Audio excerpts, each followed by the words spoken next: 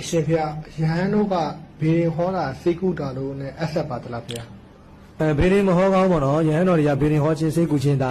အနေသနာ20ပါးထဲမှာပါတယ်နော်မလုံကောင်းတဲ့ဥစ္စာတွေပေါ့အဲ့တော့ဘေးရင်ဟောလို့ရလာတဲ့ပစ္စည်းတွေကလည်းတန်ခါတော်များနဲ့မအပ်ဆက်ဘူးပေါ့အဲ့တော့ဒကာဓမ္မတွေကဟိုဘေးရင်ဝါသနာပါတယ်ဆိုရင်တော့ဘုန်းကြီးဘေးရင်တော့မမေးနဲ့ပေါ့လူဘေးရင်ပဲမေးနော်အဲ့တော့ဘုန်းကြီးဘေးရင်တော့မေးရင်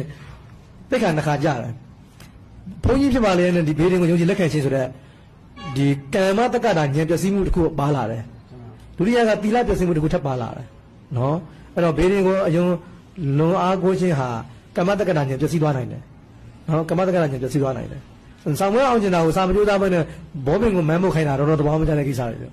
နော်အဲ့တော့အောင်ကျင်တဲ့ဆိုရင်ကိုယ်ကြိုးစားရမယ်ကံမလို့လားဆိုလို့တယ်လေအဲ့တော့ဘေးရင်စရာကံမမဟုတ်တယ်ကံဆရာမဟုတ်တာကံကကိုယ့်လက်ထဲမှာရှိတာလေအဲ့ကိုဘာလို့မလဲမနေ့စောထားပြီးတော့ဘုရားရှိခိုးမယ်ဟောက်တော်ရင်ကတ်မယ်ပန်းကတ်မယ်နော်အဲ့လိုမျိုး